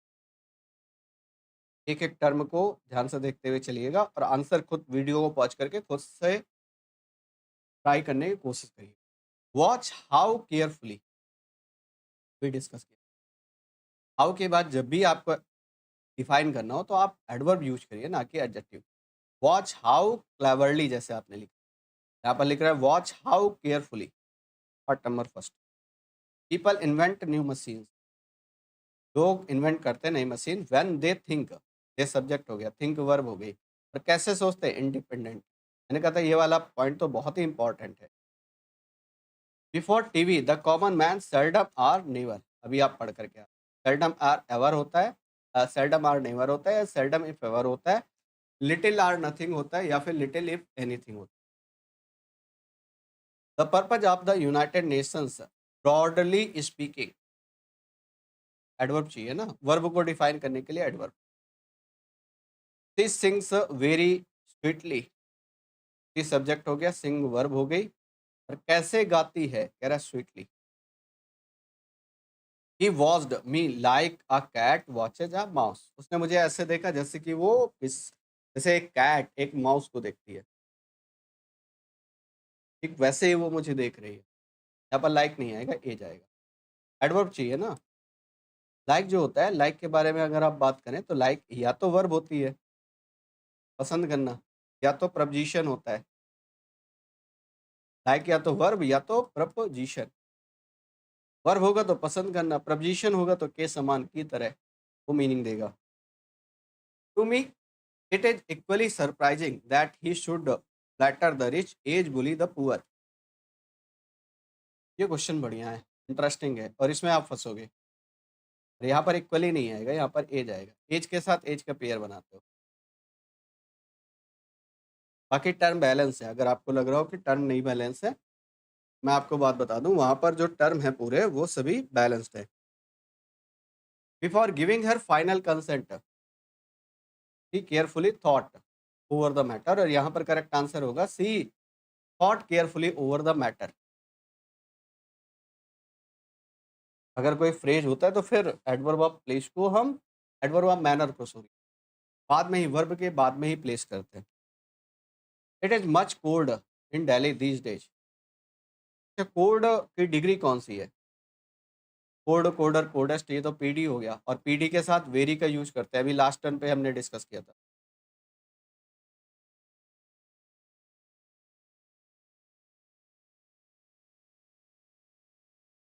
हाँ देखिए, ये बन जाएगा मच की जगह पर वेरी आएगा, very cold. It is very cold in Delhi. Cold, colder, coldest. Cold जो है वो पॉजिटिव डिग्री है, पॉजिटिव डिग्री है, दैट इज वाई हम वेरी के साथ जाएंगे। The manager went there to personally examine the situation.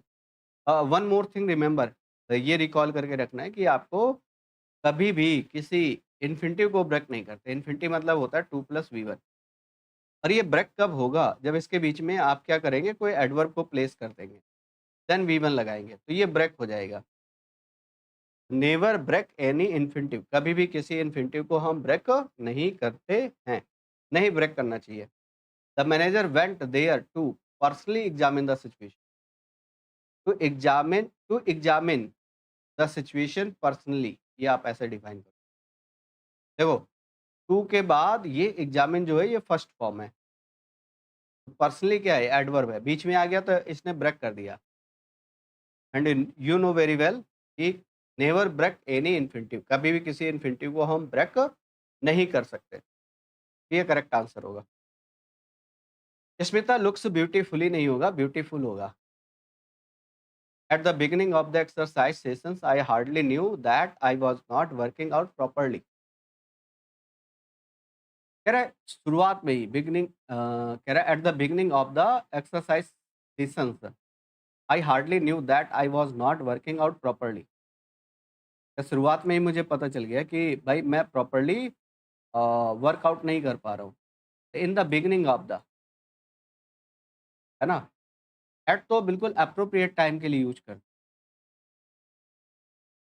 ठीक है? तो किसी भी एक्सरसाइज सेशन की शुरुआत हुई, और जो इनिशियल स्टेज है, उसके लिए फिर यूज़ करोगे in the beginning of the exercise.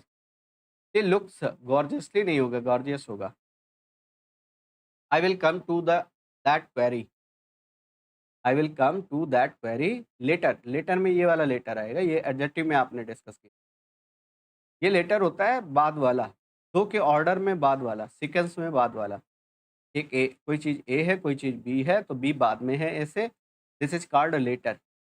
But ये जो लेटर है ये टाइम को बताता है, बाद में। तो कह रहा है I will come to that query, मैं उस क्वेरी पर आऊँगा, लेकिन कब? बाद में।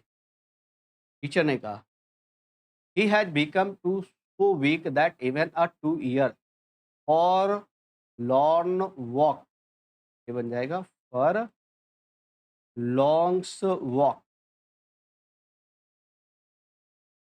ही never visited us though he lived at a stones throw away. ये जो स्टोन्स थ्रो है, इसके साथ अवे का यूज नहीं कर पाओगे, चूंकि इसका मीनिंग होता है एट अ स्टोन्स थ्रो। इसका मीनिंग होता है at a short distance.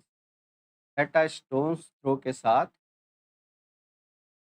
Away का यूज नहीं कर पाएंगे, it makes superfluous error. Between a servile existence and honorable death, the brave have often preferred the later. The later मतलब बाद वाले को। तेरा servile existence and honourable death, एक वो है कि आप सर्वाइल होकर के बने रहें। सर्वाइल होकर बने रहने का मतलब है कि आप दास बन करके रह रहे हैं, गुलाम बन करके रह रहे हैं, है ना? और दूसरा कह रहा है ऑनरेबल डेथ। दोनों में हम बाद वाले को प्रेफर करेंगे। ज़्यादातर लोग जो हैं वो बाद वाले, जो ब्रेव होते हैं वो बाद वाले को प्रेफर करते हैं। It means honourable death. दो के रेफरेंस में आपको बताना है तो फिर लेटर आएगा। यहाँ ऑर्डर है, यहाँ पर टाइम नहीं। ये जो लेटर है टाइम को डिफाइन करता है। He is clever enough, adjective किससे पहले आता है? वो एडजेक्टिव क्लेवर से पहले आता है। यहाँ पर करेक्ट आंसर हो जाएगा he is clever enough. It was nothing else but, else के साथ बट का यूज करते हो। It was nothing else but, else के साथ हम पेयर बनाते हैं बट का। A part of the training they offered me was really good.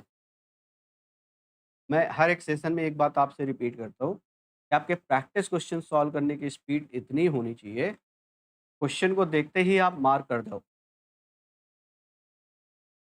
जैसे क्वेश्चंस आप कर रहे हो, आपको तुरंत आइडिया लग जाए। जैसे गुड एडजेक्टिव है, एडजेक्टिव को डिफाइन करोगे तो एडवर्ब आएगा, रियली गुड।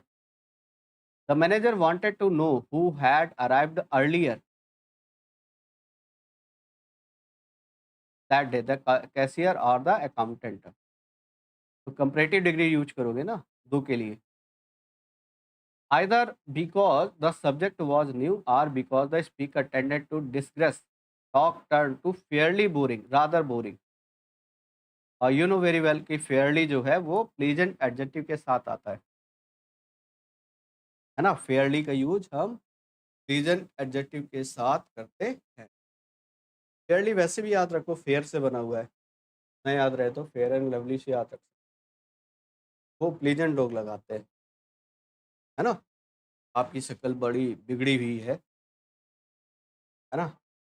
बाकी सब लोगों की जो परवरिश हुई है घर के अंदर हुई है, आपकी धूप में हुई है, आप काले कलवे बन गए हो, आप चाहते हो कि आप चेहरे में ट्रांसफॉर्मेशन आ जाए, है ना? इसलिए आप फेयर एंड लवली लगाना चाहते हो, खासतौर से बॉयज़ की बात कर रहा हूँ।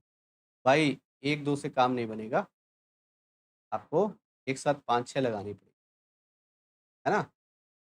ठीक है? तो मैं शक्ल बना रहा हूँ, आपकी देखो भारी भरकम शक्ल बना दी मैंने। चलो एनीवे फिलहाल वापस आते हैं। ये एक यहाँ पर एक वर्ड है डिग्रेस। डिग्रेस करने का मतलब होता है मेन पॉइंट से हट जाना। बात करते-करते मतलब मेन पॉइंट से आप डेविएट कर गए। रादर बोरिंग हो जाएगा ये आंसर होगा। अब all the members present to were only asked to show their identity card at the end. ये बात याद रखना, ओनली का यूज उसी के साथ ओनली या ऑलमोस्ट दो ऐसे आपके एडवर्ब होते हैं जिनका यूज आप उन्हीं वर्ड्स के साथ या उन्हीं फ्रेजेस के साथ किया करो जिसके लिए उसका यूज किया गया है। जैसे यहाँ पर देखिएगा, सभी मेंबर्स प्रेजेंट थे, केवल 2 से कहा गया कि वो अपनी आइडेंटिटी कार्ड को दिखाएं। जबकि ये जो ओनली लगा ये आस्क के साथ कहा गया है, आस्क के साथ लगा हुआ है। केवल कहा गया नहीं, केवल 2 लोगों से कहा गया, ओनली 2 वर आस्क्ड, बाकी लोगों से नहीं कहा गया। ये जो ओनली है ये मॉडिफाई करेगा 2 को, ये बनेगा only 2 were asked. When we set out मतलब to go on a journey at 6 o'clock in the morning, it was at dark, it was still dark, still affirmative के साथ, एट नेगेटिव के साथ, है ना? एट सेंटेंस के last में आता है, स्टिल सेंटेंस के लास्ट में नहीं आता, यूजुअली स्टिल कॉन्टिन्यूअस के साथ आता है, एट यूजुअली परफेक्ट के साथ आता है। You must work hard, you must work hard. When I was on the bus I hit the pickpocket very hardly नहीं होगा, हार्ड होगा, बहुत तेजी से हिट किया। The shop assistant asked me very gently as to what I wanted. तो जो shop assistant है उसने मुझसे पूछा बहुत ही कैसे, जेंटली, जेंटली की जगह सॉफ्टली आएगा। सॉफ्टली मतलब बहुत ही सॉफ्ट वॉइस में उसने पूछा व्हाट आई वांटेड, मैं क्या चाहता था, है ना? Next, I am yet not able to understand what you से।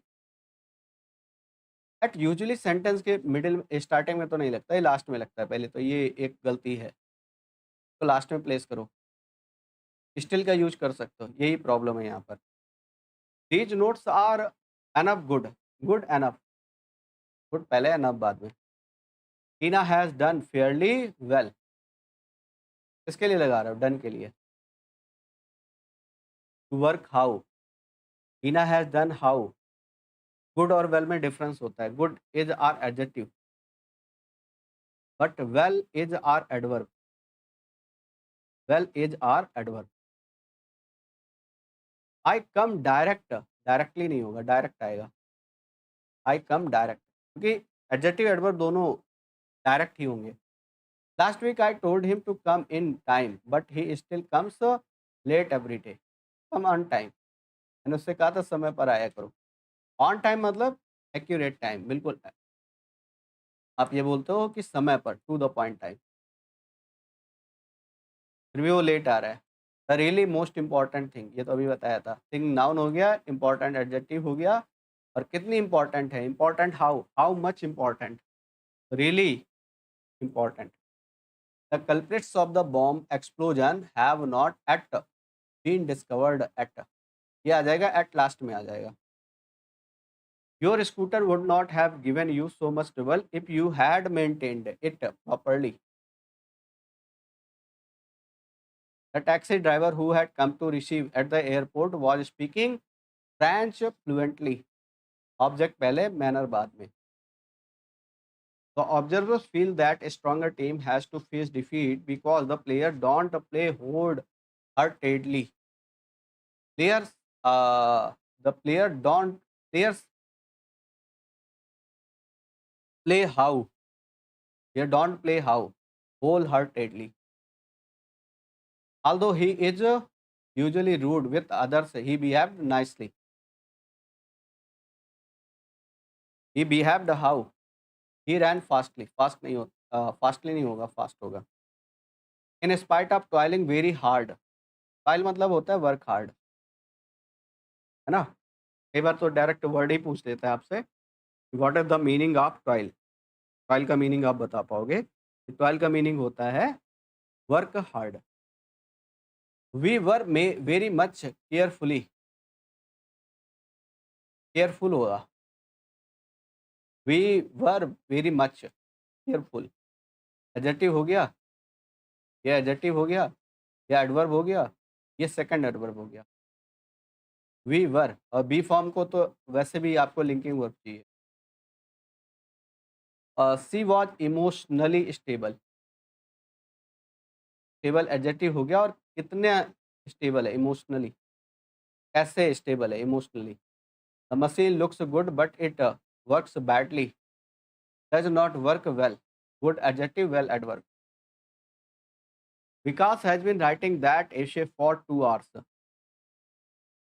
But he is still has not. देखो वो तो एक तो परफेक्ट लगा रहे हो, पहला पॉइंट वो आ गया, इस वजह से स्टिल नहीं आएगा। दूसरा नेगेटिव आ गया, इस वजह से स्टिल नहीं आएगा, तो इसको लास्ट में लगा सकते हो। But he has not finished yet, बाकी करेक्ट है। All of them work very carefully, he has been working with me for the last 10 years, but I cannot claim that I have understood him thoroughly. He was looking impatiently. Yeah, he looked impatiently at the Mr. who, हाँ ठीक है, use कर सकते हो आप। तो अगर static verb मान करके चलोगे तो फिर लुक्ड करना पड़ेगा। Yet the unwanted visitor who showed no signs of leaving the room. But ये तो वैसे भी गलत है, अगर उसको ना भी आप वो करो तो ये तो ऑलरेडी गलत है। हाँ, ठीक है, यहाँ एक्शन वर्ब है तो वो सही है, हाँ, impatiently. The old man continued living a hard life but never never did he ask. Never के बाद आप इन्वर्जन लगाओगे ना, नेवर डिड ही आस्क। अब हो सकता है आपका एक डाउट हो, नेवर तो स्टार्टिंग में नहीं है, भाई यहाँ से सेंटेंस स्टार्ट हो रहा है बट कंजक्शन है, यहाँ से सेंटेंस स्टार्ट हो रहा है, सेंटेंस की स्टार्टिंग में। Some people get used to change very easily than others do. अब यहाँ पर देखिए दैन लगा और वेरी लगा रहा है, ये तो इनकरेक्ट हो गया। More easily than. चलिए क्वेश्चंस थे और इस तरीके से क्वेश्चंस होते हैं आपके वाइंड अप, है ना? बट फिर भी I would like to suggest you one thing, कि टॉपिक्स तभी कंटिन्यू रह पाएंगे जब आप इनको कॉन्टिन्यूसली वॉच करते रहे, ठीक है? चलिए, thank you so much for attending this session. कोशिश करेंगे जल्द ही आपके साथ एडवर्ब का डिस्कशन हो। एडवर्ब तो हो गया, सॉरी, कंजक्शन का। कंजक्शन एंड प्रपोजिशन दो ही टॉपिक आपके बचे हैं। अगर हम पार्ट ऑफ स्पीच में बात करें तो एक कंजक्शन और एक प्रपोजिशन, इनका भी शॉर्ट रिवीजन हम लोग करने वाले हैं। Thank you so much for attending this session. जय हिंद सभी को।